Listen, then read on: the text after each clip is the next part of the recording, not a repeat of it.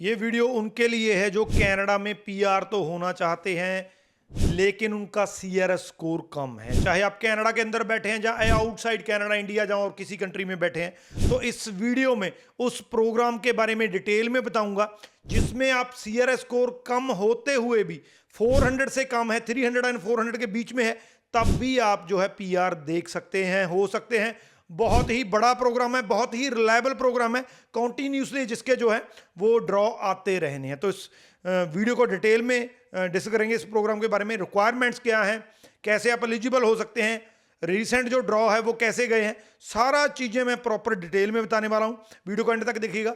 उससे पहले हमारा यूट्यूब चैनल जरूर सब्सक्राइब कर लीजिएगा क्योंकि इस पे आपको ऐसी ही लेटेस्ट इंफॉर्मेशन देखने को मिलती है। जिस प्रोग्राम की इस वीडियो में मैं बात करने जा रहा हूं वो है फ्रैंकोफोन प्रोग्राम। इसको फ्रेंच कैटेगरी प्रोग्राम भी कहा जाता है।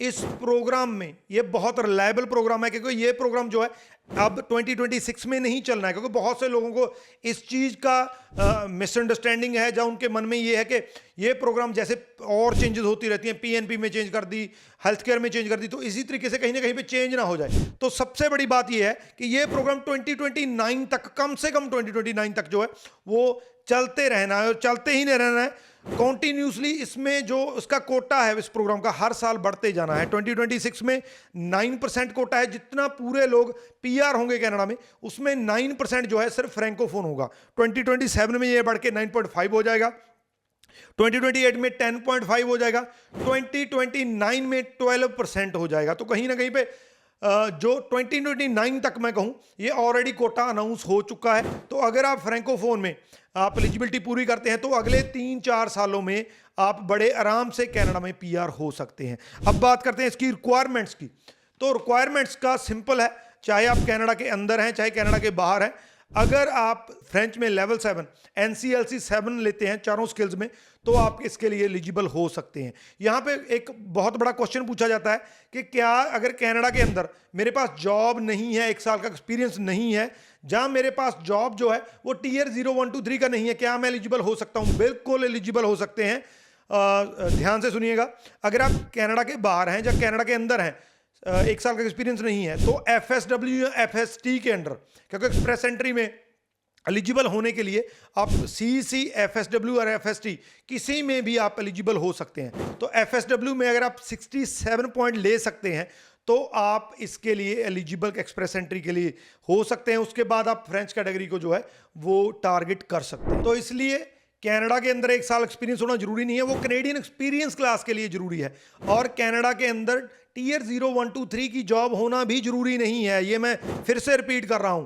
अगर आप सीईसी के अंडर एक्सप्रेस एंट्री के लिए एलिजिबल नहीं है तो एफएसडब्ल्यू के अंडर आप एलिजिबल होके इसको फ्रेंच कैटेगरी को टारगेट कर सकते हैं। अब अगर हम फ्रेंच के सीआरएस स्कोर की बात करें, ये सबसे इंपॉर्टेंट फैक्टर है क्योंकि सीआरएस स्कोर जिसका कम है उसका और नहीं बन सकता। आप कैनेडियन एक्सपीरियंस क्लास के अंडर नहीं हो सकते हैं। हेल्थ केयर, एजुकेशन जो प्रायोरिटी बेसिस के और हैं उनका भी 450 से ज्यादा रहता है। तो अगर आपका स्कोर 400 या उससे नीचे है तो फ्रेंच कैटेगरी ही एक ऐसी कैटेगरी है जिसके अंडर आप पीआर हो सकते हैं। जो लेटेस्ट ड्रॉ आया है कनाडा में वो 5500 लोगों को 397 स्कोर के साथ जो है इनवाइट किया गया है। तो कहीं ना कहीं पे जो स्कोर है इसका वो 400 या उससे नीचे होने की पॉसिबिलिटी है 2026 में भी। इसके अलावा अगर आप फ्रेंच कैटेगरी के लिए एलिजिबल होते हैं, लेवल 7 लेते हैं, तो 50 पॉइंट तो वैसे ही आपके जो है उसमें जुड़ जाने हैं आपके सीआरएस में। अगर आप फ्रेंच कैटेगरी में अकेले में आपके जो है लेवल 7 है, आइल्स का स्कोर नहीं है, तो आपको सिंपल 25 पॉइंट मिलेंगे। लेकिन अगर आपके पास लेवल 7 है इधर भी और जो आपका आइल्स या इंग्लिश के एग्जाम में भी लेवल 7 है, तो आपको 50 पॉइंट मिलेंगे। तो आपके सीआरएस स्कोर में 50 पॉइंट और जुड़ सकते हैं। बड़े इजीली, बड़े आसानी से जो है आप इस प्रोग्राम के अंडर कनाडा का पीआर हो सकते हैं। तो फ्रेंच कैटेगरी एक ऐसी कैटेगरी है, अगर आपने खास करके मैं आपको कहना चाहूँगा कनाडा में बैठे हैं, डिप्लोमा किया है, मुझे पता है कि डिप्लोमे के बाद अगर एक्सपीरियंस भी हो जाता है तो आपका जो स्कोर है वो 450, 400 या 450 के बीच में वेरी करता है। आपको चिंता है कि मैं नहीं हो सकता हूँ, इसीलिए मैंने कहा कि फ्रैंकोफोन आपके लिए बेस्ट प्रोग्राम है। लेकिन फ्रेंच की तैयारी कैसे की जाए? बहुत से लोग आपको बताएंगे कि फ्रेंच आप 2 महीनों में कर सकते हैं, 3 महीने। कुछ नहीं है, आपको 7 से 8 महीने की तैयारी करनी पड़ेगी। French A1, A2, B1, B2 level तक जाना पड़ेगा।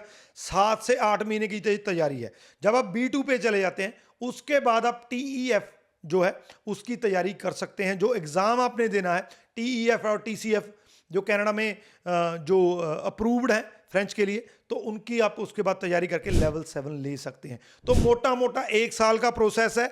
अगर 1 साल तक आप फ्रेंच पढ़ सकते हैं, उसकी तैयारी कर सकते हैं, मैं श्योर करता हूं आपके लेवल 7 भी आ सकते हैं और फ्रैंकोफोन के अंडर 400 CRS स्कोर लेकर आप जो है कनाडा का PR भी ले सकते हैं। अगर फ्रेंच की क्लासेस लगानी है तो हमारी जो है फ्रेंच की क्लासेस ऑलरेडी चल रही हैं। हमारे पास जो ट्यूटर हैं वो नेटिव फ्रेंच के हैं, तो आप वो क्लासेस लगा सकते हैं। हमारा नया बैच शुरू होने वाला है, उसको आप ज्वाइन कर सकते हैं। मैक्सिमम टू मैक्सिमम शेयर कर दीजिए इस वीडियो को, क्योंकि बहुत से लोग ऐसे हैं जो निराश हो चुके हैं कि मेरा CRS स्कोर कम है, मेरा कुछ नहीं हो सकता है।